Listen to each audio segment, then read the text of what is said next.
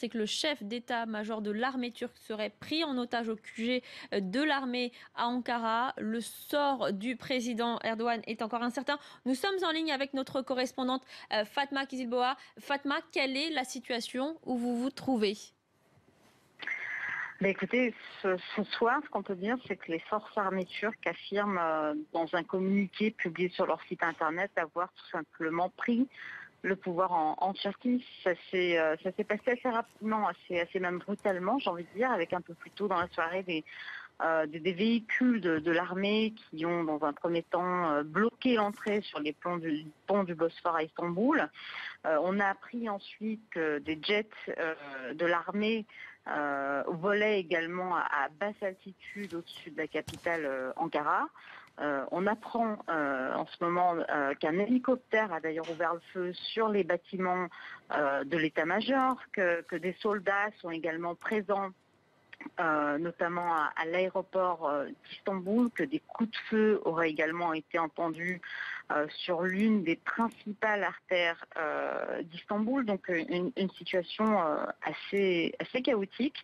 On apprend également que la chaîne publique turque, la chaîne nationale de la TRT, a suspendu tout simplement ses programmes, donc on s'attend à ce que des membres de l'armée fassent un communiqué, en tout cas un discours, un peu plus tard dans la soirée. Ce qu'on sait en tout cas, c'est que le Premier ministre s'est exprimé il y a quelques minutes pour affirmer qu'il s'agissait effectivement d'une tentative de coup d'État, mais que le gouvernement allait faire tout son possible pour arrêter, pour contrer cette tentative.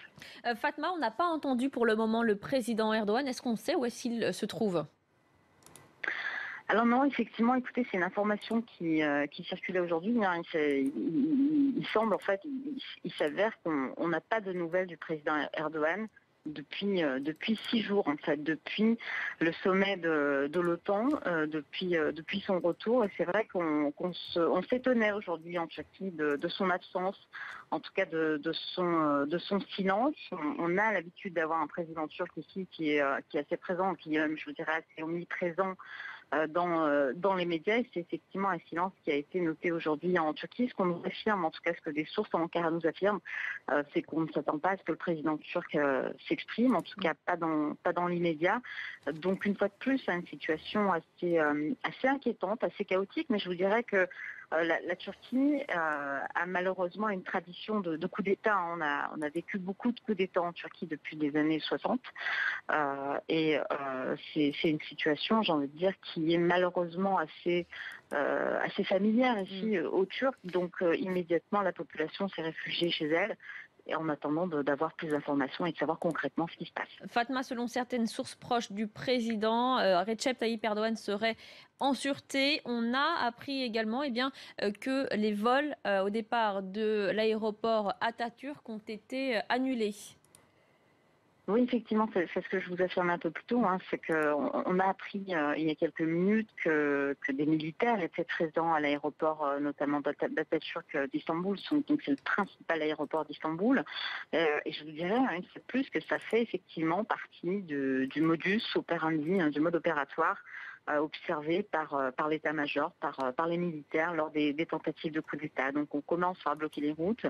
On a observé, j'ai moi-même observé un peu plus tôt dans la soirée, effectivement, la présence de tanks sur les principales artères d'Istanbul. Donc il faut évidemment rester prudent, mais ça a effectivement tout l'air, en tout cas c'est ce qu'affirment effectivement des éléments de l'état-major, ça a tout l'air d'un coup d'État. Maintenant, reste à savoir si cette tentative de coup d'État va aboutir ou non. Ce qu'on sait, c'est qu'en ce moment, on a également des éléments de la police qui tentent de contrer cette tentative. Donc c'est une situation, je vous dirais, qui est d'autant plus inquiétante, d'autant plus dangereuse dans la mesure où cela pourrait aboutir tout simplement à des affrontements entre l'armée aujourd'hui en Turquie, qui est traditionnellement, je vous le rappelle, garante des valeurs de la République en Turquie, garante de la laïcité en Turquie, et d'un autre côté, d'une police qui est clairement au service du gouvernement islamo-conservateur. Donc une fois de plus, une situation qui est effectivement extrêmement inquiétante ce soir en Turquie.